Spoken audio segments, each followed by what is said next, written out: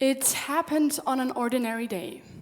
One of those days that seem insignificant until they change you forever.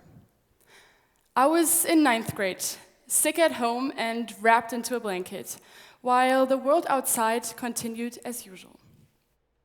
Restless and bored, I opened Netflix and clicked on a movie.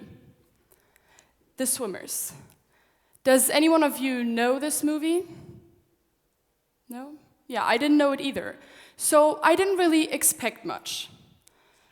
2 hours later, I was sitting there with swollen eyes, a heavy chest, and a mind that was very much impacted by the story it had just witnessed. The movie is about the true story of the two Syrian sisters, Yusra and Zara Medini. In 2015, they fled a country torn apart by war. At that time, they were just about my age. During their escape, their refugee boat began to sink.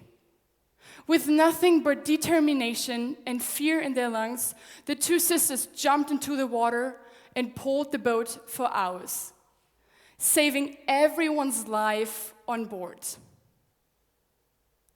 Eventually, they found asylum in Germany. Yusra became an Olympic swimmer for the refugee team, and Zara became a human rights activist, just to later face legal persecution for helping others escape the very dangers she once survived. This is a story about survival, courage, and resilience. And while watching it, a question settled uncomfortably in my mind. Why wasn't it me who was born in Syria? Why did I deserve the life I'm living here in Germany? At the same time, gratitude washed over me, but so did guilt. A small, pressing feeling that I owed something, that I had to give something back. But what had I just encountered for the very first time? The topic I want to talk about today is usually invisible. Invisible to the person who has it, until it is pointed out or taken away. I'd like to talk about privilege today. But what is privilege really? The word derives from Latin, privus meaning separate and lex meaning law. A privilege used to be exactly that, a special right, an exception for the few. And history reflects that. In the Roman Empire and early modern Germany, a special right was granted by birth of favor, deciding and shaping entire lives. In Germany, for example, only those who were authorized by a duke could operate a mill. Equality was the exception, not the norm. Nowadays, the law tells a different story. Modern societies and democracies promise equality before the law. So, on paper, privilege no longer exists. But in reality, it does. It has shifted from law to everyday life, showing up in gender, opportunity, education, etc.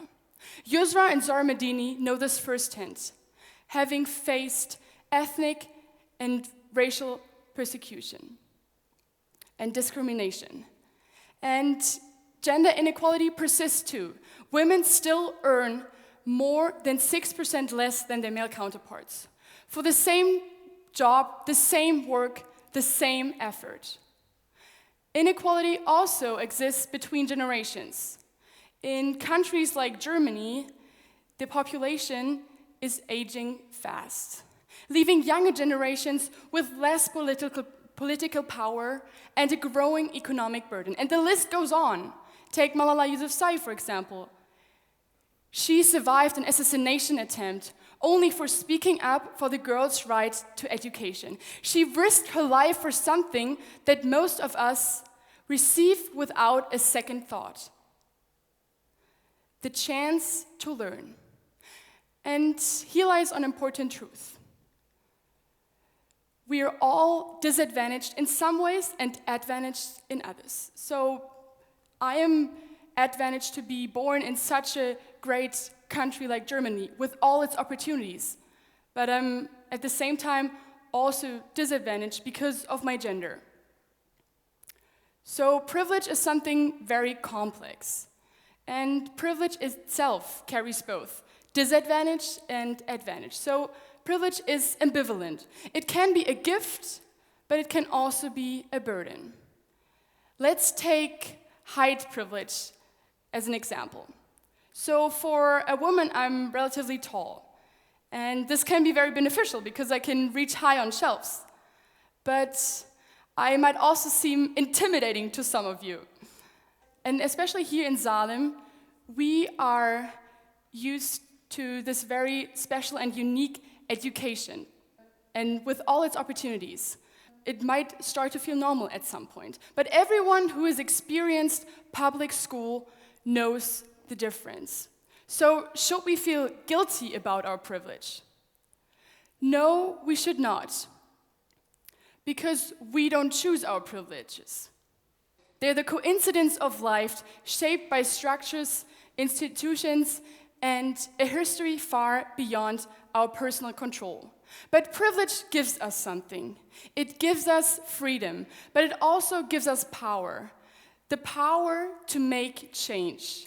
And as you might know, in the very famous words of Uncle Ben in Spider-Man, with great power comes great responsibility. But also in moments when you feel powerless, you're responsible. The French philosopher Jean-Paul Sartre reminds us that although our circumstances may limit us, they don't decide our actions. We always choose, and every choice carries a consequence. So the next time when you think about getting Bettruhe for no reason, or you want to skip on extracurricular, pause and reflect on the privilege of being here. And ask yourself, would the person I want to become one day make that same choice? Because every decision you take today will impact the person you will be tomorrow. But responsibility doesn't stop with us. So what do we owe society? We, especially as students here in Salem, privileged in social standing and education, we owe awareness. We owe gratitude without guilt. And above all, we owe action. Privilege should not end in comfort. It should spark responsibility. For me, the swimmers was a wake-up call. A call to give back, whether that means standing up for others, becoming a responsible leader, or using your education wisely. Privilege is not something you should be guilty of. It is also not something you should idly enjoy or indulge in. It is a tool to use. The question is not, why do we have it? The question is, what will we do with it? Thank you for your attention.